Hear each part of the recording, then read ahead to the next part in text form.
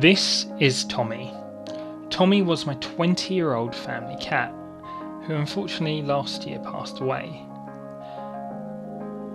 I've been playing video games for most of my life, and whenever there was a game that I could customise anything that closely resembling a ginger cat, Tommy's image and name would inevitably be used. And if I had the option for more than one companion, you'd bet I'd use the name of all my pets I've had throughout my life. This year, Monster Hunter Rise was released, and with Tommy not being alive, this was the first time I had to consciously think about what I was doing. I can imagine someone who hasn't lived with animals naming your in-game companion after a dead pet might be rather odd, and potentially some other pet owners might think it's odd as well, until I saw this article, and I realised I wasn't the only one. Monster Hunter Rise players are immortalising their beloved pets in-game. Players are paying loving tribute to their pets in Monster Hunter Rise. So it isn't just me then. So it got me thinking, I don't think I'd be comfortable naming any in-game characters after deceased family members or friends. So why do pets get this honour? Humans appear to be the only animal that seem to care about their legacy after death, and then bestowing this trait on our extended pet family, which, when you think about it, is really kind of weird. So I mentioned it to a friend asking what their thoughts would be, and the answer was, well, it's a nice way to remember their loved ones, give people the opportunity to make their pets, and they will. End of video, right? Well, that answer didn't quite satisfy me. The last Monster Hunter video I made was about the inevitability of getting too old for gaming, and a few people commented that it provoked an emotional response. And I guess I made some people sad, so apologies if that was the case. This one might be a tough one, but I am making a conscious effort to try and end this video on a positive note. I haven't written that part of the video yet, but with the topic of immortalising pets after death, how hard can it be? So, more than half the human race have some sort of animal living in their house, eating their food, and even sometimes sleeping in their owners' beds. We even have some humans paradoxically going as far as treating animals better than their own race. Extreme example here. So, pets are treated like babies, offspring that never grow up, move out or get a job, and us humans seem to be happy with that. I think there's something devious going on here. We have websites dedicated to cute cat photos, and this fascination can potentially be traced to 32,000 years ago, which is way before any type of domestication had even happened. Our cavemen ancestors were enjoying creating the first cat photos. So video games being a relatively recent invention, but we've been eternalising pets for a very long time. We didn't ask for this job. We didn't have to. It's built in.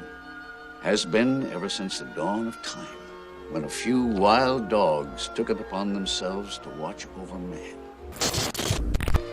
There is evidence for the domestication of dogs going back as far as 12,000 BC, where the remains of a puppy were found buried, which we can only assume is the owner. And take the Egyptians for example, they worshipped cats, even going as far as building the 65-foot Great Sphinx of Giza, based on the anatomy of, you guessed it, To bark when he's in danger, to run and play with him when he's happy, to nuzzle him when he's lonely. That's why they call us man's best friend.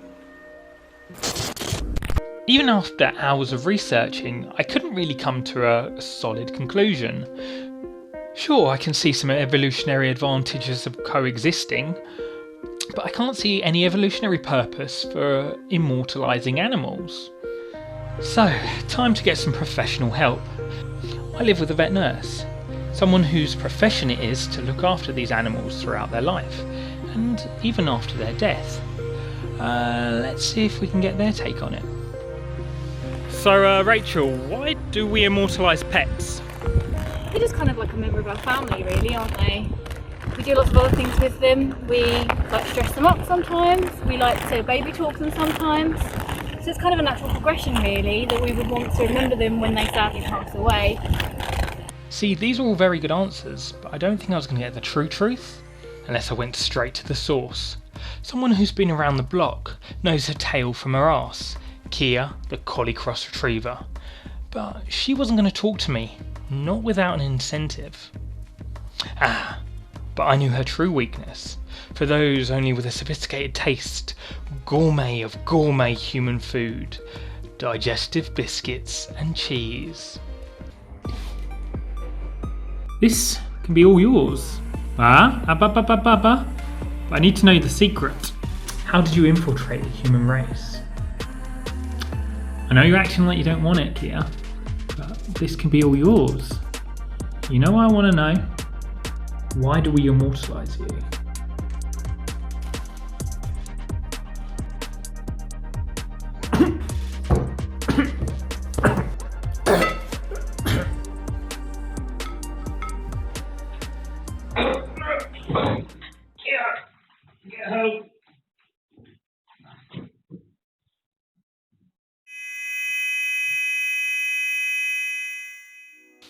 Hello? Hello? Excuse me? Hello? What's going on? Where am I? You are dying. You choked on a digestive biscuit. Give it a second, your life should start flashing before your eyes. There we go. Who are you? Are you God? No, I'm not God. Oh, I'm you. Well, sort of. The voice of reason, some might call a conscious. That little voice that was telling you to steal the lost cookie in the cookie jar, but also the voice of compassion that told you to make friends and comfort the kid that was being picked on in the playground. Oh, okay, so I'm dead? Not dead, you're dying. Do not panic. There is no afterlife to worry about your sins. Oh, right, so there wasn't any point to it all. Of course there's no point to life. No, that's not what I meant. There's no point to this video. Oh, why we immortalize pets? I know the answer to that. Where do I start, as we don't have long? You and everything on this planet are made of the exact same thing. Mostly carbon, hydrogen and oxygen. These elements were created in stars, meaning that everything that makes up this world, including you, is made up of dead stardust. Through you, the universe is conscious, understanding itself. As a human, you put too much emphasis on oneself. You're made up of trillions of cells, which each individual cell contains 100 times more atoms than the number of stars in the Milky Way galaxy. And every single one of them cells will die and be replaced, meaning that everything that made up your body 7 years ago is not the same material as today. In fact, the language you speak was derived from billions of human minds. Nobody has a truly original thought. It's all a combination of external experiences. It's just a happy consequence. You may have heard of the analogy of infinity monkeys writing on infinity typewriters, and they will eventually write the works of William Shakespeare. But the truth is, these monkeys would eventually write the complete history of everything. Everything that can happen, will happen, and has happened will be somewhere in the works of these infinity monkeys. And let's consider that the universe is infinite, in time and space. Anything that can happen, will happen, no matter how unlikely. But that still doesn't really answer my question. I never knew the answers. I am just you. I'm that part of your brain that helps you cope during death. But don't panic, there's still time. You are dying, but don't panic. You're only dying. You're not dead.